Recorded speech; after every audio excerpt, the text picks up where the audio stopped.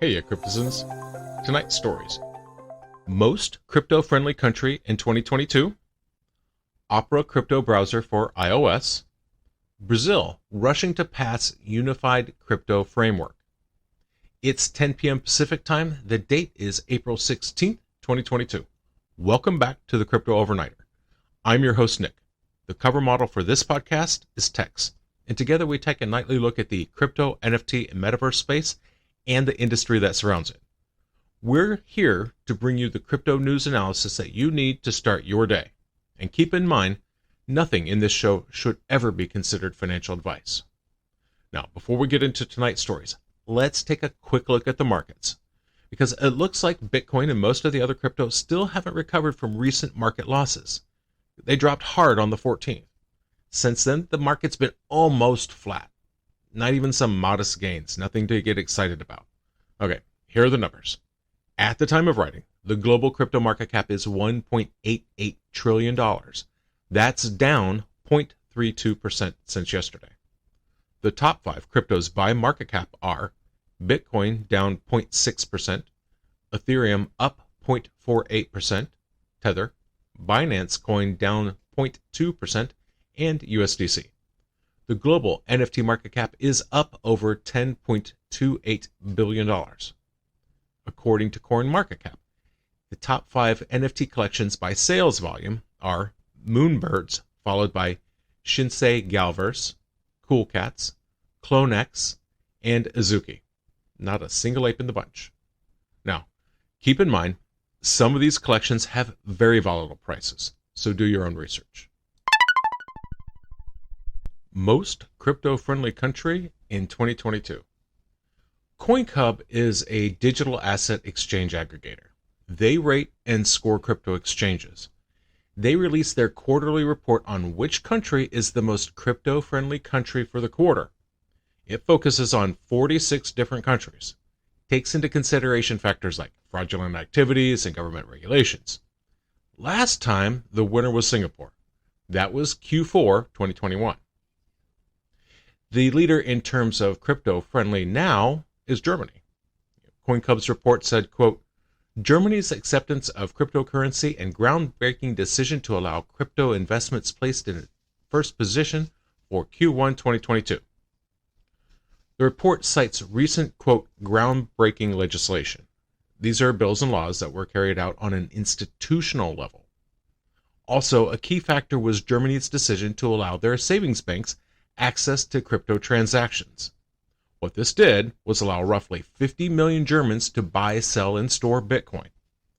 Now, Singapore's descent from the top slot was due to its recent regulations on crypto firms. The Monetary Authority of Singapore made some waves last January. That was when they took steps to ban cryptocurrency-based companies from marketing and advertising in public spaces, social media, or other platforms. The U.S. takes third because the U.S. government chose to introduce regulations instead of banning crypto assets. This comes after President Biden signed an executive order to carefully study the responsible development of crypto assets. Now, bringing up the list in the position of dead last is China, which is not too surprising, given that all cryptocurrency trading and mining activities are banned. They'd also been the world's leader in mining operations before the ban. They gave that up last year. They banned pretty much anything to do with crypto. That let the United States take the lead. The U.S. now ranks highest in the world in terms of Bitcoin hash rate, which has over 35% of the global mining totals. Australia and Switzerland end up rounding out the top 5 as far as crypto friendliness. There are some new entrants on the list: the UAE and Dubai. Now, recently, Dubai released plans for crypto adoption. One part of that plan is to allow FTX and Binance to set up shop in their country. Similarly, recent plans announced by the United Arab Emirates shot them up to 22 on the list. This is a recent and vast improvement given the fact that the UAE had taken a rather hard line against crypto in the past. Sergio Hamza is CoinCub CEO. He explained his country tries to give the most accurate picture possible given the recent crypto trends. There's a scoring methodology involved, and the rates important characteristics such as fraud cases and talent and the number of ICOs in each country. Hamza said, quote, "As events develop, we go beyond legislation or pure numbers and introduce new dimensions that are crucial for defining a country's crypto-friendliness or maturity." The question I have is, where's Portugal? Because they're one of the most crypto-friendly nations in Europe, and they didn't get in the top 10. The reason why that surprises me is their tax policy. Because in Portugal, you are not taxed on cryptocurrency. Not Bitcoin, altcoin, none of it. That's because cryptocurrencies in Portugal are treated as currencies. They're not taxed as assets. And that's one of the reasons why a lot of Ukrainians went to Portugal when they fled their country. Now you've got Lisboa. They're one of Portugal's largest electricity retailers. They're going to let you pay your bill in Bitcoin. Same thing with Madeira. That's an island in Portugal. They plan on allowing people to pay their taxes in Bitcoin. So it kind of surprises me that Portugal doesn't even make the top 10. Opera crypto browser for iOS. So the Opera crypto browser has been around for Android for a little while. And in the interest of total disclosure, I am 100% Android. I know this might cost me friends, but I'll freely admit it. So Opera's browser has been released to Android for a while now, since January. It looks like it is finally Apple's time to shine. Opera released a beta version of their Web3 browser. Released on Friday for iOS devices, it has a built-in crypto wallet. This is the latest step in their crypto browser project. It's a Web3 focused initiative for improving the user experience, helping people easily maneuver between decentralized apps, games, and metaverse platforms. According to them, their main features are the Opera wallet. The Opera wallet supports the Ethereum, Polygon, and Celo ecosystems. They can be used to buy, sell, or transfer tokens. You'll be able to restore your Ethereum virtual machine compatible wallet like MetaMask to work with the native Opera wallet. On the browser's homepage are the latest NFT sales and a news aggregator called Crypto Corner. Predictably, Crypto Corner will provide you with live updates about crypto asset prices and gas fees. It will also offer up information on airdrops and educational resources. So this all sounds okay. It's not particularly compelling until you find out that their browser comes with cryptocurrency mining protection. That's code that's been set up to block crypto jacking scripts, any kind of script that might be compromising your device's performance.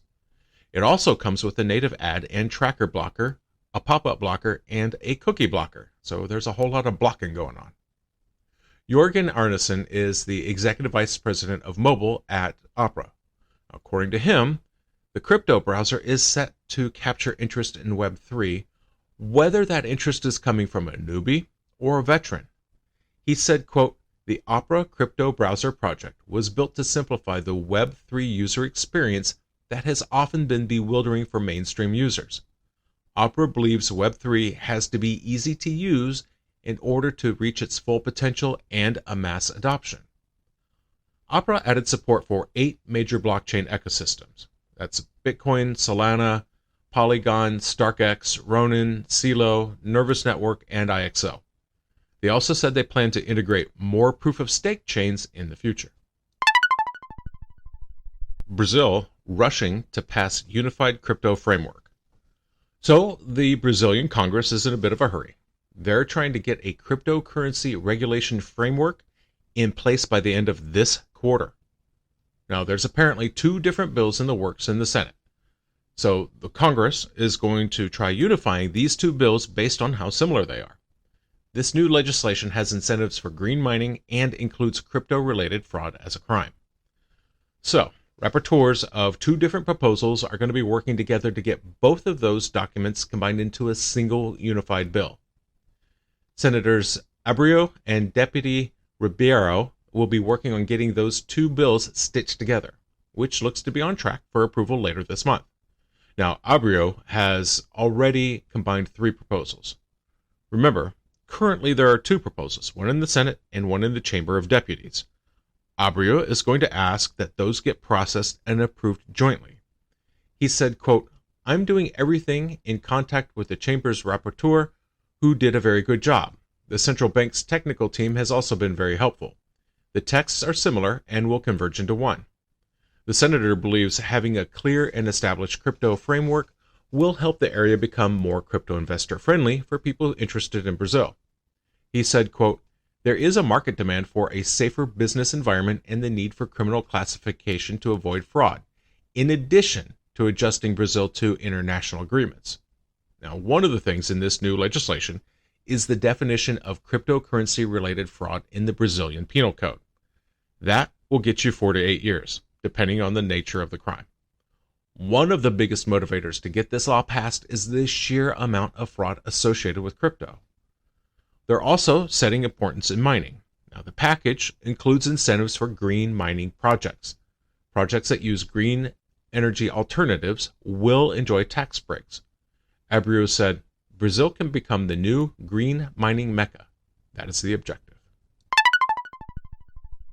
And that's going to do it for us tonight. Thank you so much for joining us. I really appreciate it. If you enjoyed tonight's show, like, comment, and subscribe. Review us. Give Tex and I 5 stars. If you have questions or comments, reach out to us by email. The address is nick@cryptoovernighter.com. nick@cryptoovernighter.com. Oh, and check out my other podcast, Crypto in 5 Minutes. We have 41 educational episodes, 5 minutes to explain one concept in crypto. And as always, may peace